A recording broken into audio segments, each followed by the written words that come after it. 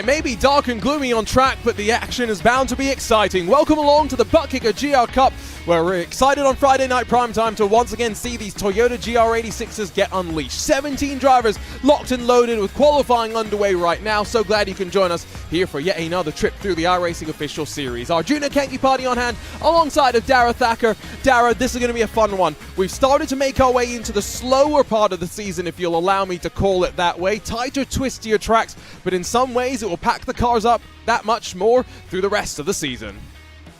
Yeah, Atlanta's one of those tracks where it is quite tight, it is quite narrow, but you can always try and make a move, particularly down at turn 10, maybe down in towards 6 and 7 as well. Through the S's it can get very tight, maybe a couple of incidents, but a great track to go racing, particularly in these cars. After this, we'll go off to Snetterton, so across the pond, and then around the world, down under to Sandown, and then to Mount Panorama to close off the season. And again, fixed setup for these drivers, so there's not much that they can do in terms of dialing in the car for their own ability. But, you know, this is one of those cars that very much expected and, you know, intended in the real and virtual worlds, Dara, to develop the racecraft, right? And the draft has been something where it's not necessarily maybe as strong as in the Mazda MX-5s, and so therefore you are, you know, forced to work that little bit harder if you want to make the move happen. Yeah, it's a difficult track to really curate a move. It isn't as easy as we see at other tracks around the season, particularly you think back to Interlagos, where the slipstream can help you out a little bit more. You've really got to craft your overtake here at Road Atlanta and really put it together in a way that you don't really get at other racetracks. So much more of a craft that these drivers are going to have to pull out of their back pocket here this evening, and only 15 minutes to do, as they have had all season. But we could see some fantastic racing early on, because Road Atlanta really does lend itself to that. Yeah, but some big margins up front. We've seen 1 second split the front 3 drivers, and as qualifying officially draws to a close, drivers get ready to go racing. We'll take you trackside and dial you down through the starting grid for what is round 9 in 12 in this Butt Kicker GR Cup. Of course, again, fixed series competition for the drivers. Always interesting for them to go out there and just really figure out what the car has got to give to them. It's going to be Jamie Christiansen from the inside of the front row that will lead us to the green, alongside the Delta Sport machine of Olivier Piatek, and then David Garcia and Max Salisbury share row 2, with Mix Benito and then Jason Frey sharing the third row behind them. Javier Borges and then Ramon Pinto 7th and 8th, with Sam Trout. Great to see him back alongside of Alejandro Duran on the edge of the top 10. Ion Arbizo and then Piotr Kritch 11th and 12th spots, with 13th for Bogdan Stanila and then Jakub Komanski 13th and 14th respectively. Mario Simon and then Vasil Tudor and Ati Nagel, the final 17 machines getting ready to go, and only 15 minutes of racing, not much time as well for them to all sort it out. I don't know why I blew through that starting grid, because you can see them there on the main straight, and they're behind the pace car, so a full formation lap for us to wait through, Dara. But this should be an interesting one, I think, especially when we see them racing. Because of how dark it is out on track, there's no real natural lights around Road Atlanta. There's a couple of, you know, stanchions here and there, but it's one of those tracks where the headlights very much going to pave the way. Yeah, it's going to be easy to see when some drivers may be frustrated with the lights flashing during this race. But, I mean, you look further back in the order, some cars wanting to get through off the line quickly, trying to make their way through early on and pick up the positions that they may be lost with a bad result in qualifying. I mean, over this season, we've really been treated to learning how long the formation laps can be, haven't we? Because some of them have just been the last sector, some of them have been a full lap. Yeah, we're going to have a nice little wait behind the pace car. Oh, and good point as well. Road Atlanta has got a shortened pace lap, so it's not like we couldn't have been, you know, often racing in a handful of moments' time. No, instead we do have to wait here, though, for what is going to end up being, what, about 2 minutes or so, as the field stretches their legs and weaves to warm up the tires as well. Curious what the weather conditions are. Mostly cloudy here in what is the northeast of Atlanta. You have to make your way around a full hour or so from the city center and far from the Hartsfield-Jackson Airport, and then you make your way up to this wonderful facility. 22 degrees Celsius on the track. Not much to complain about, though, from drivers in terms of amount of grip that they're going to get as a result of that. It is a wonderful facility, one that really does challenge, and you mentioned turn 6 and 7 as a potential passing opportunity. I think you're spot on, especially after what we saw yesterday on RaceSpotTV in the Porsche Esports Canada scene, where you make a mistake out of turn 5. We're going to run down through the S's here. There's a big curve on the outside, Dara. If you bobble there, you slip up. It allows drivers to make an opportunity happen and to force it side by side into the next couple of corners. Yeah, and the inside line can really help you out through there, but swinging it around the outside if you're brave might give you a bit of a chance to make the move stick, or even just to put your competitor offline as you make your way through. You can see how dark the S's are there, but for all of these guys, as the lights light up the track like a Christmas tree, they are all going to be looking to make those moves, and they're going to have to be opportunistic because they don't really have many options. They don't have enough time to sit behind and wait. They've got to go for it if they see a gap. Cambered in turn 6 allows the drivers to carry some more speed into turn 7, which is, and we talk about it so much here on RaceSpot, it's tighter than 90 degrees. Got to make sure that you get a good exit, get on the power nice and early, and storm your way onto this, well, not straight, because somehow, Road Atlanta corner numbers, you exit turn 7, and the next time you actually get onto the brakes and you're turning properly, you're in turn 10. Logic, right? And let's not start on turn 10, because they've broken that up into turn 10A and turn 10B. Useful, that, isn't it? They could have just called it turn 10 11, or they just could have called it a something chicane. You know, corner names better than corner numbers, but no, turn 10A and 10B, a bit like a junction on the M6.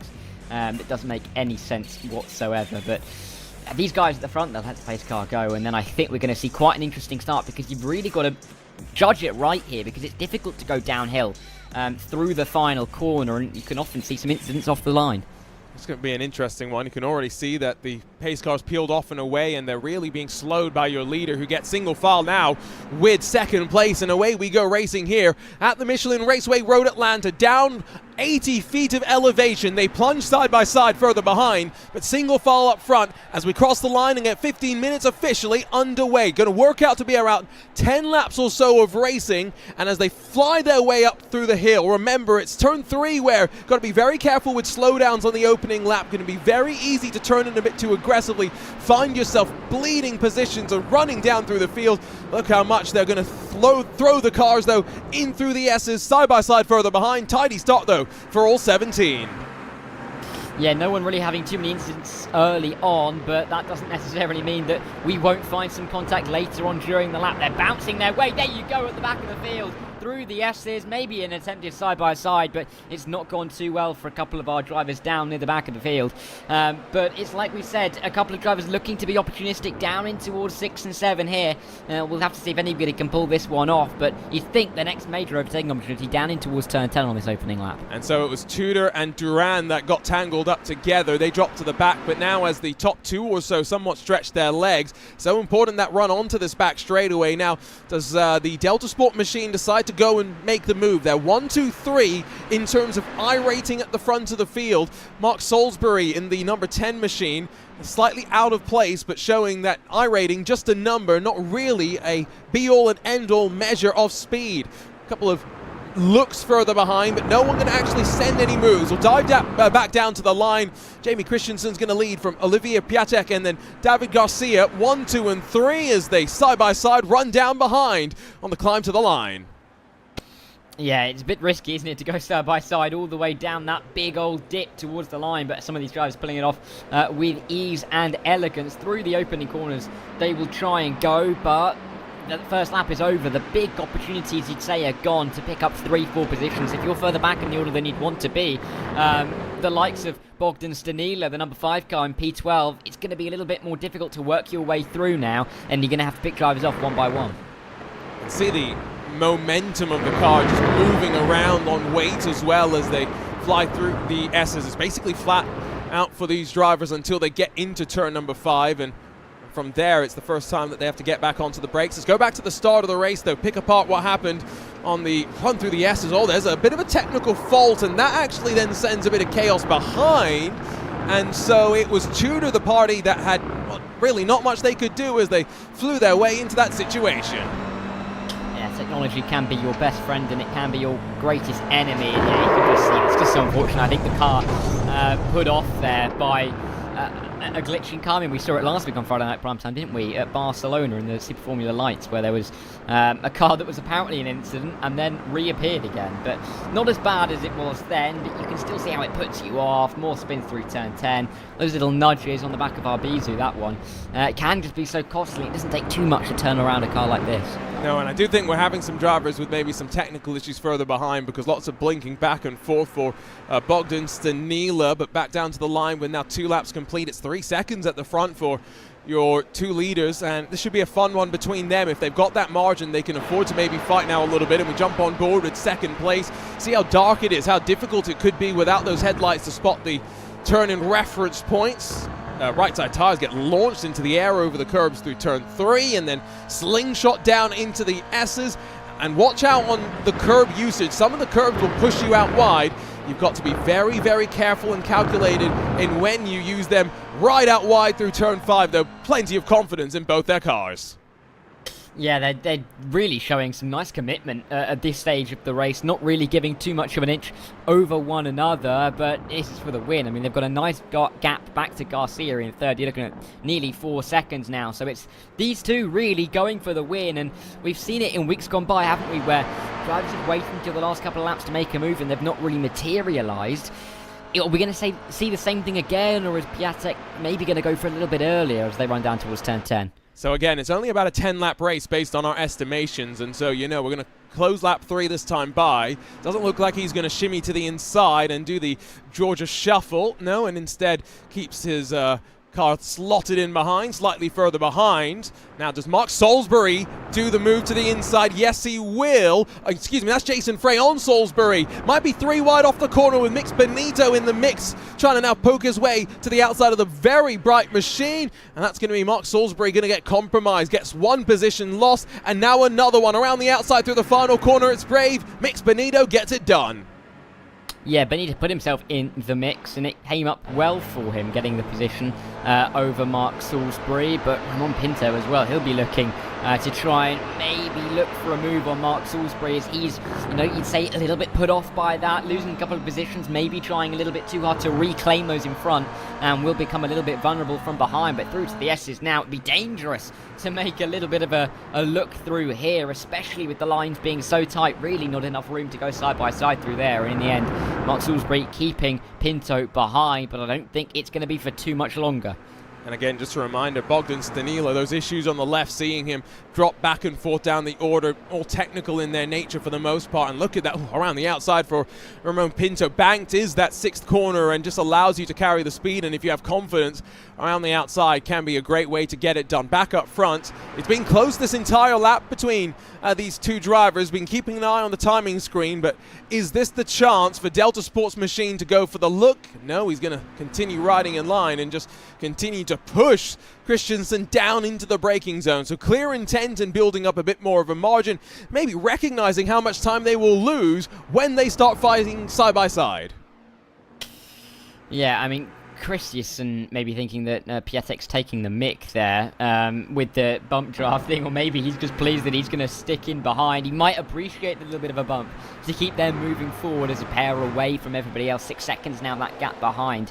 But I mean, we can see the two battles on screen, and the difference between them at this stage is Garcia was pushing, wasn't he, to try and get to the top, you'd think, but now that that's realistically gone for him, he's going to have to think about the drivers behind. Jason Frey, Mix Benito, they're all going to be trying to apply some pressure, and I think Garcia's going to have to be looking backwards rather than forwards pretty soon.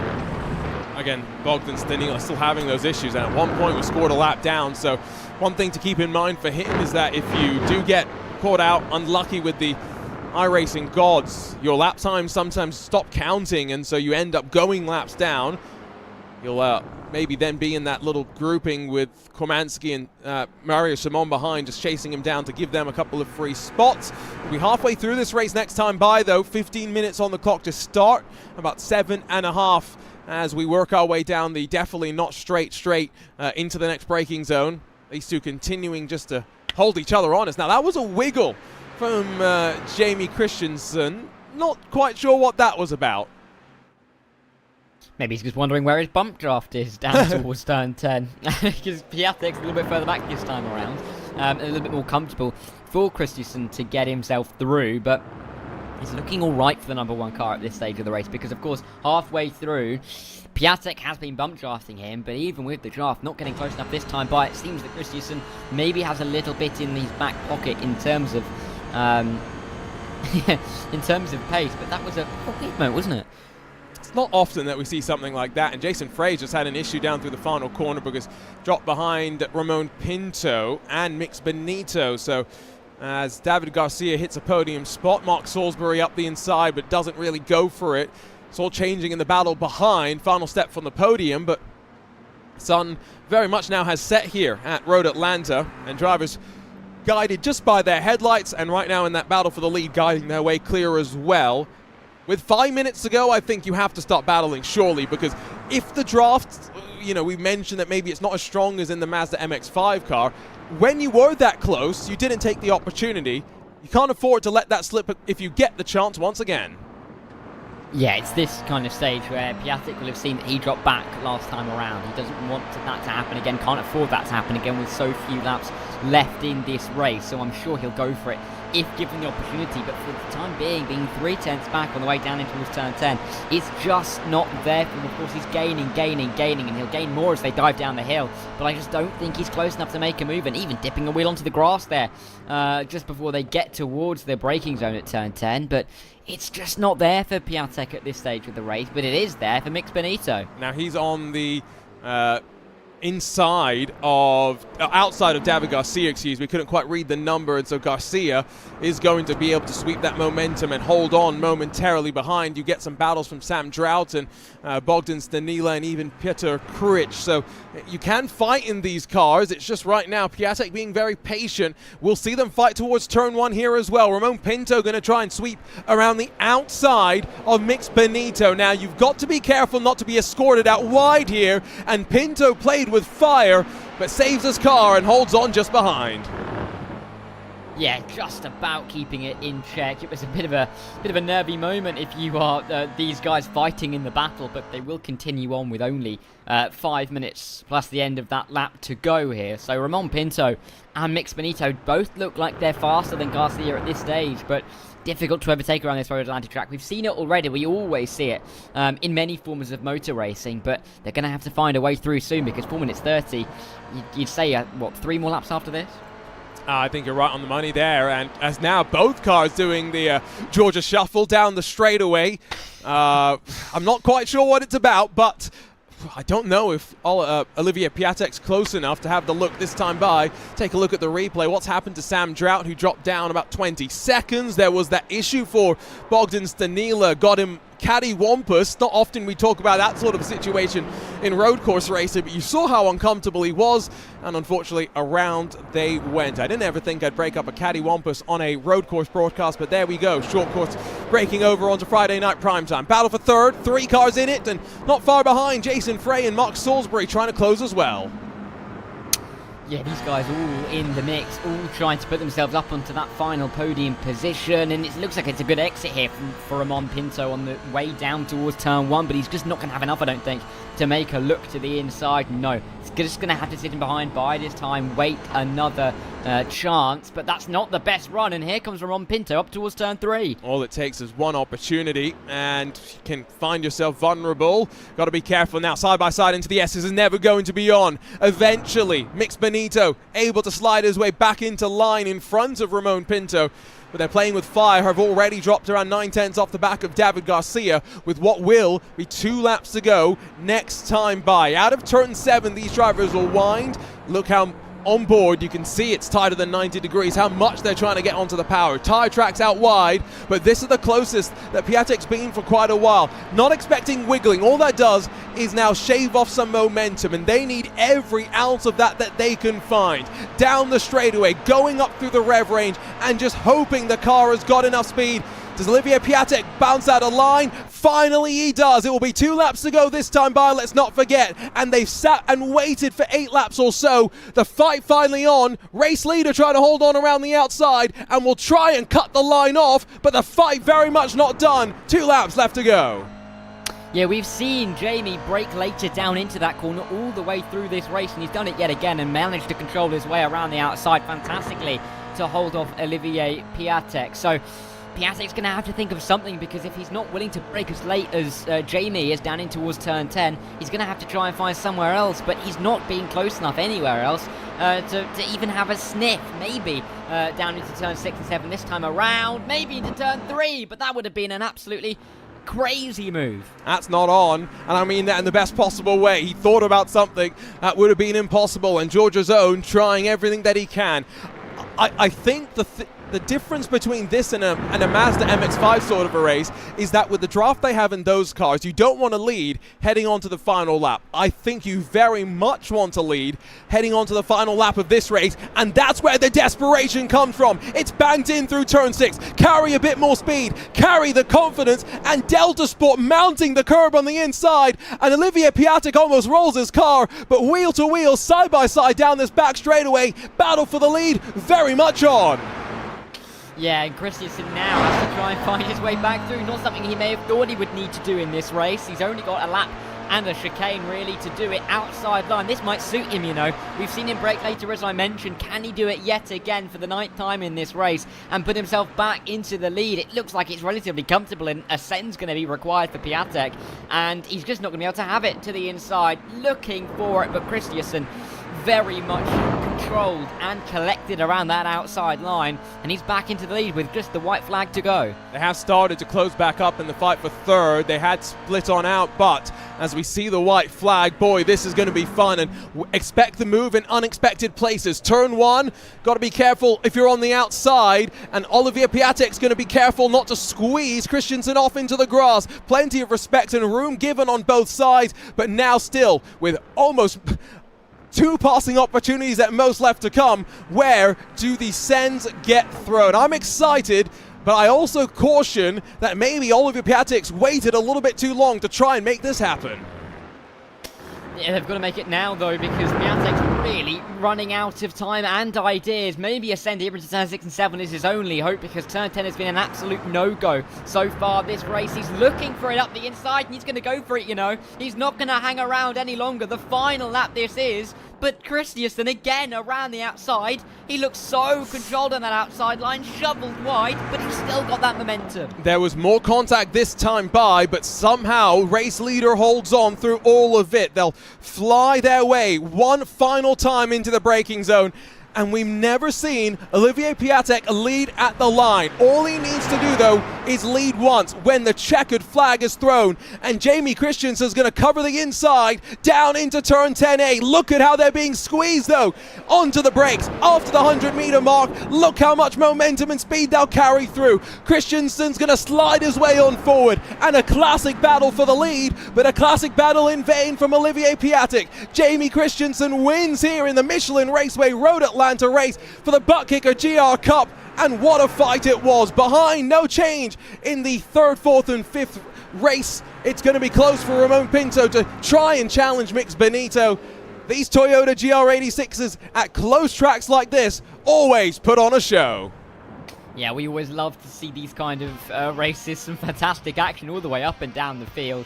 Christensen and Piatek clearly enjoying their time with a little wiggle across the line. Not the best for Kamansky, as he is seemingly out of this race on the last lap, but great drives up and down the field, close finishes, and an all-round fantastic race. Roll on Snetterton next week, because that's surely going to be a rinse and repeat of the great racing we've seen this evening. Yeah, I'm very glad I will be back here for Snetterton as well, because, you know, that's one of those tracks that I think is quite underrated as well, you know.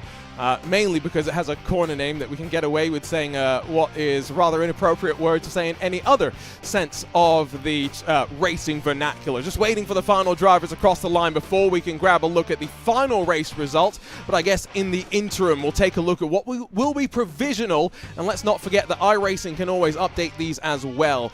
Not much of a margin at the front by any means, but Georgia's own could not deprive Jamie Christensen from grabbing the victory. David Garcia gets 3rd, with Mix Benito, Ramon Pinto close behind in 4th and 5th. Jason Frey, Mark Salisbury, and then Javier Borges, Pieter Critch, and then Mario Simon, your top 10 as they ran. Ati Nagel, and then Ion Abrizu, Alejandro Duran, and then Sam Trout, Bogdan Stanila, and then Jakub Kommansky and Vasil Tudor.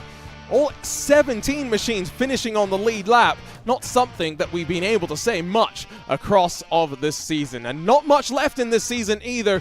Look at the schedule that lies ahead. Snetterton next time out, yes, but then Sandown and Mount Panorama. Boy, it's going to be fun. Yeah, it really is going to be a great final 3 races. Not 3 tracks that you necessarily clump together if you were just picking out 3 tracks from the world, 3 very different areas of the world as well. But looking forward to Snetterton next week. It is my local circuit. I've seen so many racing around, so much racing around there, and hopefully we'll get some more great action in this Bucket GR Cup. I did not realise that's your local track. At least you know it, unlike Zach Sweeney, who I bet probably doesn't know what his local track is. But that's it is Snetterton. Is it really? I've met him at Snetterton. Oh, he probably doesn't know Snetterton even then. Anyway, shots fired at Zach Sweeney when he's not here to respond. We'll be right back on RaceSpotTV, and of course, we'll flip our way over the pond through the magic of sim racing and somehow find our way over at Portimao with the Super Formula lights. We're all hoping, fingers crossed, the heavens have opened and the rain will be waiting for us. Don't go anywhere.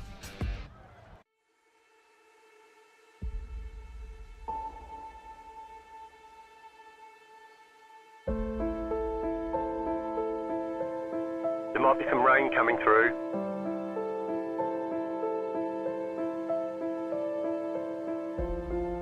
We expect rain soon.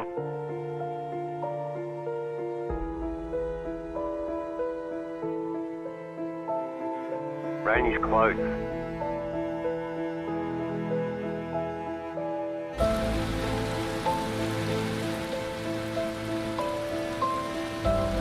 The session has been declared wet.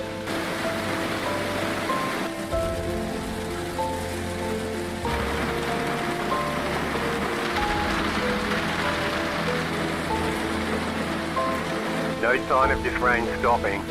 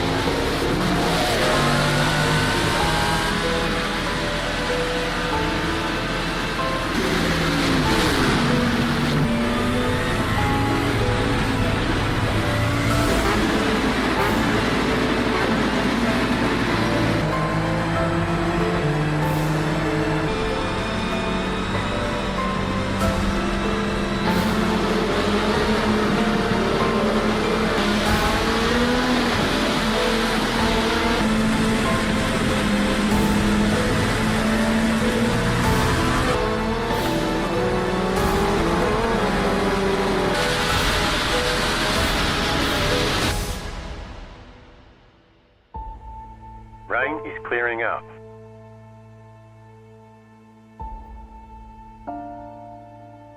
Rain should be gone for now. Nothing but sunshine all day.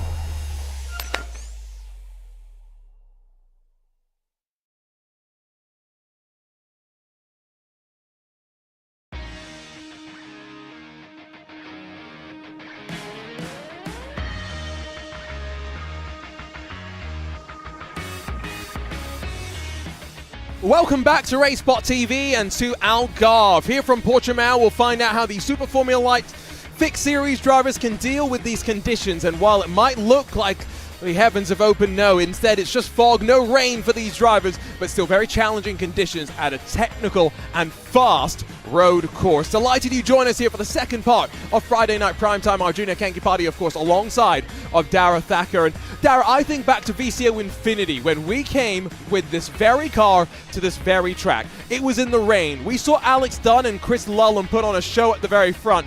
But the thing that we really saw is with slower Formula machines, how much commitment you carry around most of the racetrack.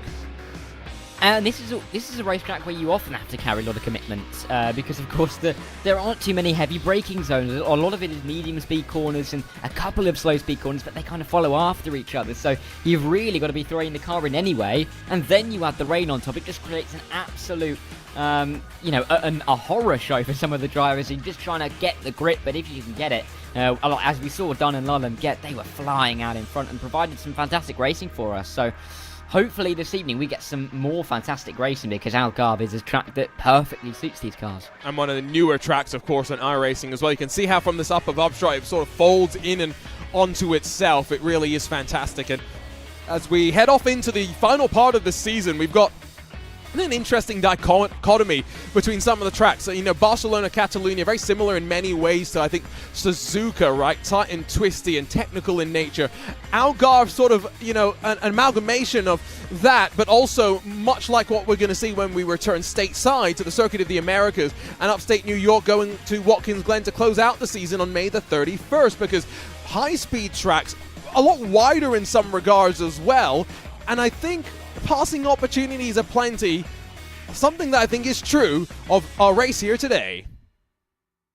Yeah, I mean, you look at Portimao, especially in these cars, and you think you can make a move at turn 1, turn 4, turn 7, turn 10. There's loads of places around the track where you can make moves, because there are differing lines, there are different ways you can try and overtake around the outside, down the inside, just trying to put your competitor off, make them go offline. So it's a fantastic track for these guys to go racing. And then, of course, Suzuka made for these cars. Of course, Japanese heritage, and then Circuit of the Americas and Watkins Glen are going to be fantastic as well. So we are really going to be treated over these next 3 weeks. And Classic Boot means no bus stop chicane for these drivers to worry about, and iRacing doesn't have that newest version of the bus stop chicane just yet, and I'm hoping for many reasons that we get it sooner rather than later, because yes, I do want to actually see it brought to iRacing at some point. There is the view from Barney as he sees one of the drivers cross the line to complete their lap in qualifying, which is underway right now. And we've got about 70-odd seconds left in the session, where Javier Perez on provisional pole. 1:35.204 for him. About 1 second, covering 13 cars. Not sure how many are still out there with times left to really be set, so I think the order may basically be locked and loaded at this time, with the exception of Gerard Borel, who might find his way onto the board. But we do have a total of 23 cars that will take to the standing start here, which could be interesting. You see the drop down here, Dara, into the opening corner. It's such a difficult opening corner, isn't it? Because it does tighten up on the apex, and with that downhill braking zone, it's not the easiest to slow the car down. So if you go in a little bit too hot, you're going to find yourself maybe going into 2-3 cars on the outside of you, because from such a wide main straight to such a narrow turn 1, it could be so easy to make a little bit of contact and just find your race over before it really gets going. And I'm not trying to jinx anything here, but we've seen chaos many a times on Friday night primetime into the opening corners. I'm feeling something similar is going to play itself out as the qualifying session will draw to a close, and Javier Perez, by 95 thousandths of a second, has managed to secure pole position, and maybe an important pole. Let's see what they can do. It's a track where, of course, with this fixed setup, they're going to really be at the whims of how much downforce they have, how draggy they're going to be when they blast their way down onto these important straights. Javier Perez, though, 1:35.204 alongside of Jacob Reed, front row for them, and then Ruben Paulino and Gabo Majoro share row number 2. It's going to be Lewis Werrell and Josh Ladd in the Williams Esports car, 5th and 6th positions, with 7th going the way of Claudio Moldi, and then Jordan Dixon rolls in a, well, white McLaren number that I've never quite seen before. More regular sort of McLaren colors for Nick Thiessen, and then Timothy Larson, Matthias Boschevin, and then Dylan Freckleton make up the rest of the top 12. Have to blast through the grid because standing start drivers almost getting ready to see the lights. Badin Ayan, 13th, Raul Perez-Gama, 14th, and then Gergely Mogi, and then Marcis Putniks, Claudio Costarelli, and then Bojan Kuznar round out the top 18. And still going to find the final 5 drivers: Alberto Villagra, Tony Dibden, and then David Guerrero, Gerard Borel, and then Francesco Alfiniti. A couple of those drivers, of course, with no times onto the board. Expectations then as we get ready to go, because Dara, the drivers, staring up at the lights and getting ready to rumble.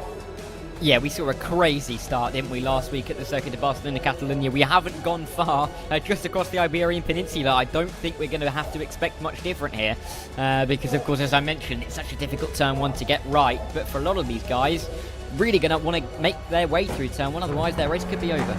And now the engines will rev, and with 20 minutes thrown onto the clock, it's time to go racing for round 9 of the Super Formula Lights fixed series here on our racing. Off and away we go. It's a tidy start from the front, and pretty much everyone getting away without too much bogging down. Single file for the front 3, single file for the front 6, in fact, as slide jobs being thrown, but safely through until Javier Perez gets turned from the lead. Heavens above, sweep up through what will be turn 4. This long left-hander, Perez down at the back, and now Ruben Paulino, Lewis Werrell, and Gabor Majoris 1, 2, and 3. With Josh Ladd behind, running up to the heavy braking zone at the hairpin. Yeah, they really have been going side by side, and slowdown penalties possible in that mid. You can see cars going left and right as they make their way down into the hairpin for the first time. 3 wide in the back as well. But, you know, heavens open for Ruben Paulino, and he drove straight into them. And credit to him, because he's been the one who's managed to get away, avoid all the incident, and leads ahead of Werrell and Majoros. This is where the technical section really plays out. Lewis Werrell has a internet drop there. Now he may blink back in to existence. He might unfortunately be done though. And there he is, blinks back in, but that's an uncomfortably long period of time. Will also put himself slightly unnerved, as well as those around him. Sweep back round through the final couple of corners though, and this is where we'll get a pretty good sense of the draft. I saw a puff of smoke behind. Jordan Dixon, Nick Thyssen dropped down the timing order, but now let's watch the leaders run down to turn number 1 with 1 lap complete of an estimated 13. Yeah, and these guys, it's nice to see them tightly packed together, this top 4. There is that gap back to Claudio Maldi, who, full credit to him, up to 5th, the number 18. But these 4 at the front, you say, likely to be the 4 fighting for the win if they don't start really losing time in the battles. But single file through turn 1 as they dive their way through for the second time. You can see the speed that they're taking through there, which just shows how difficult it can be to really make a send there, because, you know, it's such a high-speed corner, and it's a big risk. Did not really see, though, too much of a draft deficit. Ruben Paulino led basically all the way through, out through turn 4. Will he get his chance to dink to the inside? Has to cover, though. Gabor Majoros in the white, red, and green entry almost tries to slide his way alongside, but not able to get the run through the corner and grab that tiger line. Let's go back to the start and check out what happened here to Javier Perez. Now, was there netcode? That looks a little bit weird and uncomfortable. Yeah, it didn't look too regular, that, did it? I mean, he managed to pretty much keep it out of the barriers. Very light hit if he went into them, and then got going once again. But looking at it again, yeah, it looks like a little bit of netcode, because he was going around before there was any contact at all. So a bit of a weird one for him, but he's got some work to do. 14th, needs to fight his way back through, but he was on pole for a reason. I'm sure he can gain a few more positions. 95,000th the margin at the front now. There was damage already. There was a front wing missing, and now as Claudio Costarelli tries to go up the inside, that's one of those corners where technical nature of this track really gets found out pretty quickly, and around goes the car. This then, what happened to Nick Thyssen and Jordan Dixon? Dixon spins in front and trying to take avoiding action, but not much could be done. No, when there's a car in front of you, you can just try and look at it and go, well, there's not really anywhere I can move myself here to try and solve this at all. But, you know, at that point, you're going to go around, you're going to have to just try and make it the best situation possible. But you can't really blame yourself, you can't really blame the driver in front of you, because, you know, you've just got caught up in their own incident. Looking from up above, Josh Ladd is now in front of Lewis Werrell, so maybe those internet issues are seeing the number 5 deciding, you know what, let me drop to the back and see if this sorts itself out. Closing stages I can try and push, but these 4 cars, Parnell Racing's Ruben Paulino, Gabor Majoros behind, and then Williams Esports' Josh Ladd, looking very, very comfortable with the balance of the car. Claudio Maldi was actually about 3,000ths quicker last time by than your race leader, but still about 2.2 seconds back, and a bit of separation between him and then 7th spot. So we've got a couple of different groups right now, but with these conditions that we have, relatively cool, quite foggy as well. I get the sense it's good for racing, and that's why these leaders are going to be pushing as hard as they can into the final sector. Yeah, and of course only a 20-minute race, so for the guys that are further back, it's almost impossible for them, you'd think, to really recover all the time that they've lost so far. So, I mean, even Javier Perez, he's gaining positions up to 12th, but he's losing time down, 11.5 seconds off the back, and definitely gone from any kind of leading battle. But while these guys fight up front, you do look at the likes of Claudio Maldi, because they are keeping close to this battle, especially as we see more side-by-side actions we're seeing down towards turn 1 again. That's Josh Ladd, and can he now grab the draft? He's going to challenge for the lead. Here he comes. Can he grab 2 for 1 down to the opening corner? Will get deep under the brakes, and the Duracell powered car charges its way on forward. And behind, Claudio Maldi drops behind Timothy Larson. So there are a couple of moves here and there. Similar sort of thing happening as Dylan Freckleton tries to swap around. This is almost, though, what you kind of talk about if we were at Indianapolis, swapping back and forth. You've got to use the draft to your advantage here to try and springboard and leapfrog to slightly faster lap times. Yeah, you've just got to try and play it in the best way possible. You don't really want to be making too many sends, but you also don't want to be sitting in behind, picking up that slipstream, backing off before the end of the straight. You just want to kind of be swapping positions, keeping that momentum going. Thought there was going to be a big old contact between Majoris and Paulinho, and in the end, Werrell's made his way up for P3 once again as they make their way through this middle sector. It's difficult to sweep across the front of the car, but now Lewis Werrell got a little bit of work to do because Paulinho about 6-7 tenths up the road. That could grow if he's not too careful. And you saw the elevation change just showcased by the camera angle. The car dipped behind the view of the track for just a moment. Similar sort of thing here as Francesco Alfatini and Alberto Villagara are battling for what is 13th position in this middle sector, coming up towards what is the final sector here. This left-hand hairpin and then just that long right-hand sweeper to bring you back towards turn number 1. Fighting up and down through the field, though, and here comes, well, the top 2 with their breakaway potentially building on Lewis Werrell. Ruben Paulino says, you know what, I don't need to be in the draft. Josh Ladd, you can hold the race lead for the time being. Down into turn 1, is there going to be a send? No, Parnell Racing slot into line. I'm surprised, to be honest, because I would have thought Paulinho would have tried to make that move and build on that gap that they've got to Lewis Werrell, because now... Oh, that is not the line into turn 3, and now it's Josh Ladd who... He's a bit clear now. 1.2 seconds is his lead, and Paulinho, what a mistake that is. Almost draft broken, that margin closer to maybe the 1.3, 1.5 second threshold, but 13 minutes ago has the race lead just been gifted and the race breakaway being gifted to that number 1 machine, qualified down in 6th, and Hard Charger at the start has not been sitting around and letting the race come to him. On board we jump with Claudio Maldi, though. Timothy Larson now only 1.9 seconds behind Gabon Majoros. It might end up being what is a 5-car train for 2 spots on the podium. And Claudio Maldi will not turn his nose up at a possible podium because being in that number 18 car, having a fantastic race, only being 4 seconds off the lead. So full credit to him in this race, but you've also got to keep an eye on that gap between Josh Ladd and Lewis Werrell, because 1.4 is growing, and before too long Josh Ladd might be away at the front here, and with 12 minutes to go, it's going to be difficult to get yourself back into that draft. I think he is gone, in fact, you know, as they sweep back down through the right-hander. This is where we get a good sense of top speed as they head in towards turn number 1, and I think we'll also potentially just see Ruben Paulino try and slide his way back forward after his slight mishap under the brakes. There's no other way to put it. It was a misjudgment and a mistake. Now he is going to slide his way on forward. He was going slightly faster than Josh Ladd before they stamped onto the brakes. Lewis Werrell, you could see it visually, but also confirmed on timing, a couple of kilometers an hour slower. But you know, given that this is probably a medium downforce track, right, you've got to balance the high speed and the lower speed corners as well. Interesting to see that the car is not a sitting duck by any means. The fight for 7th continues to rage on, though, and rage on hard. Look how many cars involved. Yeah, and Javier Perez just off the back of this battle as well in P11, so keep an eye out for him as he charges through in that red car towards the background as they dive their way down in towards turn 5. It's just a, you know, they call this track a roller coaster, and for good reason, because you were constantly moving up, down, you're going up here towards turn 6 through turn 7, and you're still going up before diving down again through turn 9. It's just such a flowing up and down track. You've got to make sure that you're on the pulse in terms of the traction, though, because we've seen already, difficult through the uphill traction zones because you could go around, and then you've immediately got to try and adjust for a downhill traction zone, so it's so difficult to keep your momentum and your rhythm up. And with tracks like this and downforce cars as well, we don't think about it so much in sim racing, but when wind is at play, when you rise through some of these elevation changes, suddenly the wind changes, right, as you come over a crest, and the balance of the car changes instantaneously. What do you deal with?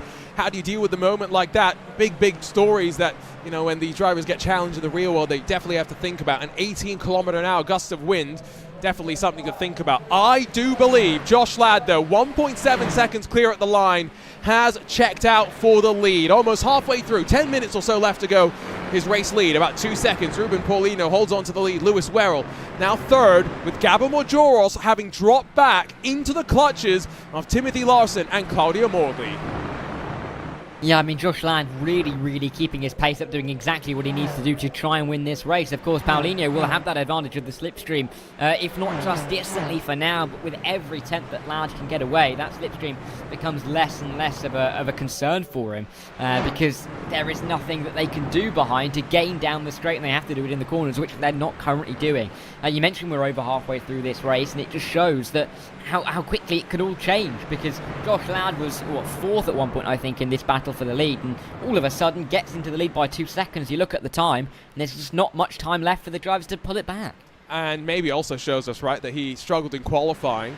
Maybe there was something that he hasn't figured out with this fixed setup compared to those that have been a bit more regularly competing in the season over the course of the different races and setups that we've seen. Now, Gabo Majoros passed by Timothy Larson.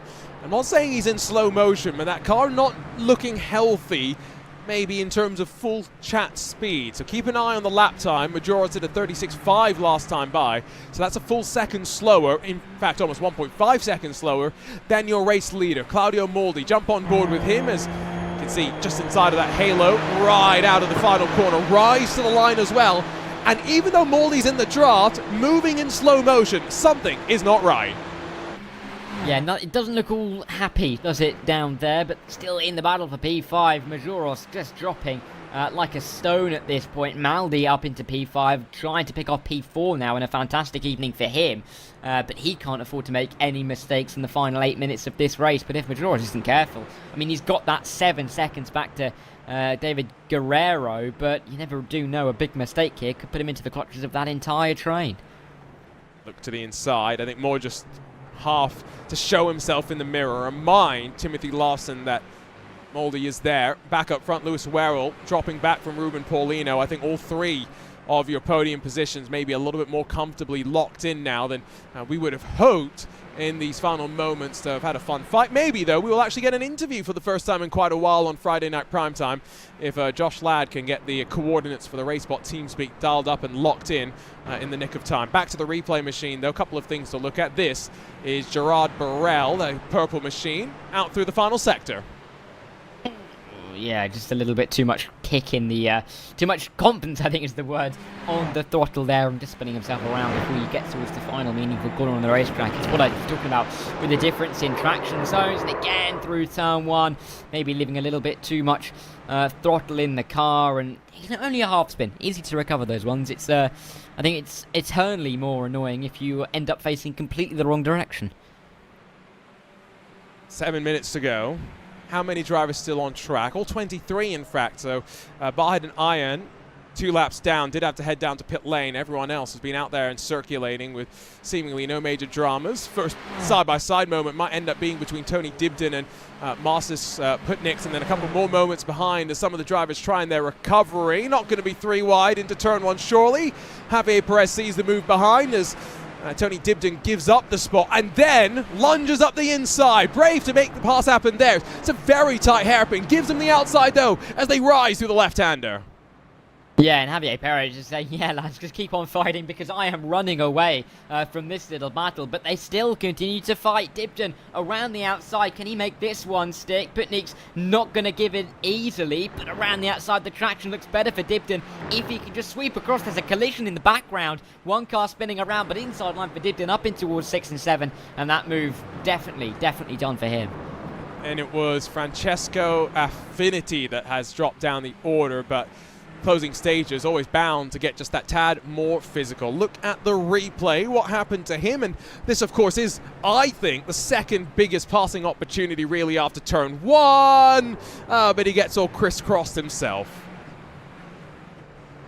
He does get crisscrossed. It's unfortunate really down there, but you know it's difficult because it's such a tight apex. It's a characteristic of this circuit. Wide straights, tight apexes, and difficult there. And yeah, with only 5 minutes to go, not too much time to recover that in his race. But battles up front, they are looking pretty hot at the moment, aren't they? Because we're seeing some battles form. We're not seeing too many overtakes occur.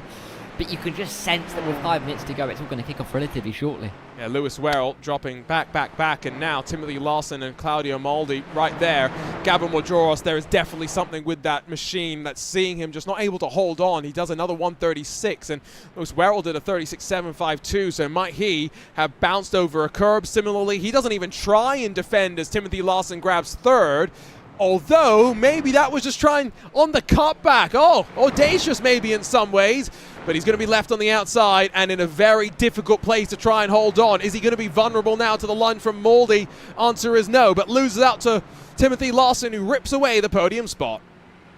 Yeah, and this battle has become for the podium, so it's getting even better for the likes of Larson and Maldi, who were fighting away for P5, and all of a sudden, it's for P3. So that little more of an incentive to throw it up the inside, try and make the move, because I don't know how many times these opportunities are going to come around when you're fighting among drivers with such high ratings as we are seeing. But Larson having to defend because Lewis Werrell, he's looking left, looking right, he is looking racy, but he just can't find his way through yet. Not yet. That's the answer, though. That you would give with still what will be 3 laps to go this time by. 4 minutes left on that clock. Our lap times are hovering at around 1:35 or so for your race leader, who has just, if you can believe it, done the fastest lap of the race. Josh Ladd proving why he's got that number one number next to his name on his machine. Down to the opening corner. Claudio Maldi sails on past Lewis Werrell. That was about as easy as you'd like in terms of speed. And we'll see what happens from here moving on forward. 5 seconds the margin up front. Tony Dibden, Marcis Putniks battling once again. They've been glued at the hip basically through the course of this race.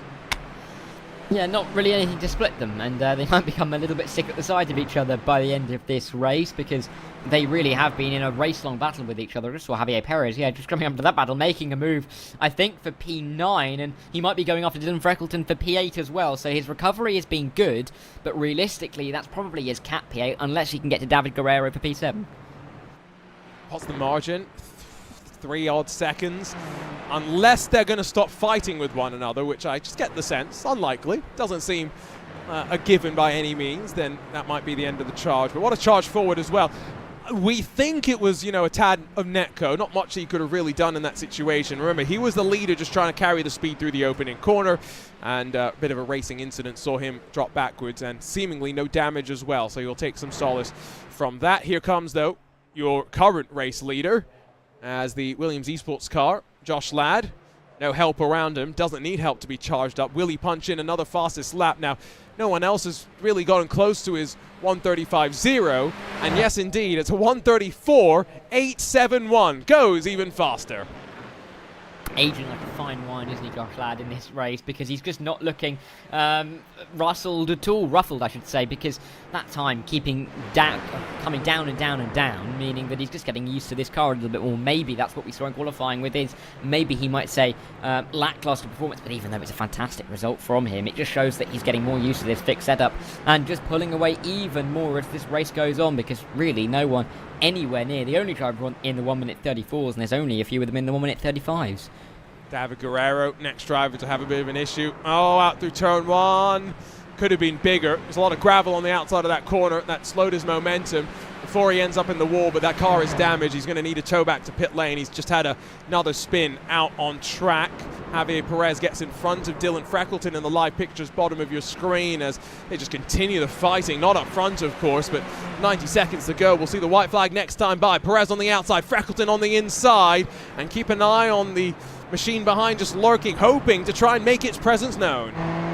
Yeah, and with the issue in the spin for David Guerrero, this is now the battle for P7, so this really is the cap for Javier Perez. He just needs to get this position and try and defend it, because he's not going to gain 10 seconds on Mojoros in these final couple of laps. So inside line, maybe just the speed momentum that he's carrying inside line, diving late, but not going to be late enough to make this move. But Javier Perez, he's throwing absolutely everything at this. White flag officially in hand as Josh Ladd crosses the line to see the final lap of this race, but Meanwhile, in this really intriguing fight for 7th, it is how many cars? Count them. I think it's 8, maybe 9, something like that, who head on to the final lap and still have a chance to fight. Meanwhile, fight for 3rd, Claudio Maldi, Timothy Lawson, still very much embroiled, and with a lunge up the inside from Claudio Maldi, Lawson opens up the steering, gives him the space, but no move made just yet. 3 wide behind, Freckleton holds on, at least for now. Yeah, this is such a fantastic battle as we run in towards the final lap. Every car now joining onto the back of it. You're looking all the way down to this and the 13th from this battle for 7th. So they all have congregated into this part of the racetrack, and if anything goes awry at the front between Freckleton and Perez, you can guarantee that the others will take full advantage. But the inside line now for Javier Perez, as it was last time around, but he's had more control, more speed, and he surely now has P7 in the palm of his hand. Problem is, look how much they're queued up behind to take advantage. There was a bit of a slip up, and I think now Perez Gama has got a bit of a separation. He'll lunge his car though into this middle sector and try and just bridge that advantage. What a fascinating race it's been. Tony Dibden's been dropped from the back of this pack though. Oh, there was always going to be chaos on the final laps, and there goes Freckleton with a late move up the inside. Out of nowhere, bat out of hell. Perez holds on. What a race it will be behind, though, on their run to the line. Josh Ladd has clean air up front, though, winning in the Williams Esports #1 car, and in dominant fashion from 6th to 1st by 8 full seconds. It'll be Ruben Paulino 2nd, Timothy Lawson holds on to 3rd, and then the drag race to the line. Javier Perez might still grab 7th, but who knows how we'll finish behind.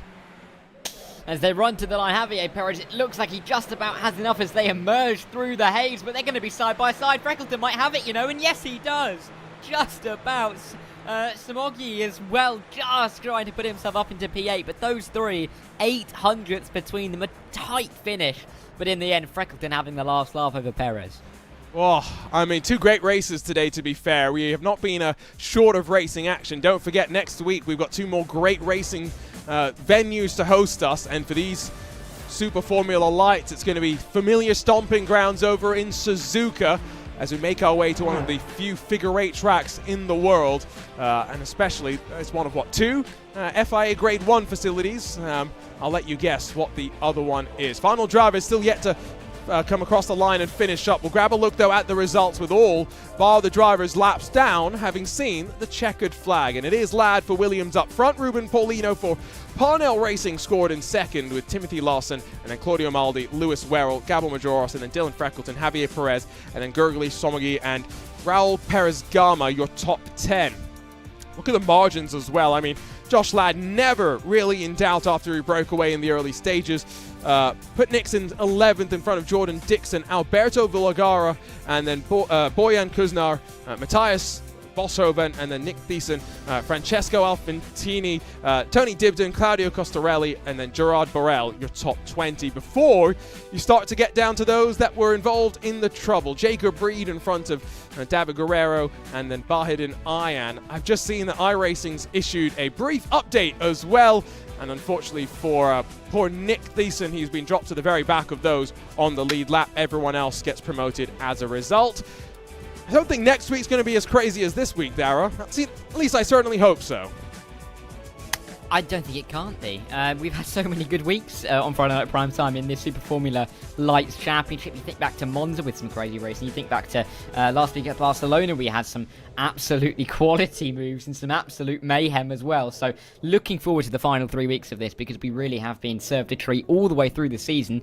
And we've just got 3 more weeks to treat ourselves at Suzuka, Kota and Watkins Glen, of course. And those 2 races, of course, back on the US soil, going to be interesting. They say everything's bigger in Texas, and well, the run to turn 1 definitely has its own share of challenges. After that, who knows what lies ahead, but you can all catch it here on RaceSpotTV on Friday Night Primetime as we continue our navigation through the world of iRacing Official Series. It was a foggy afternoon here at Portimao. It was a very interesting evening over in Road Atlanta, but 2 more great races.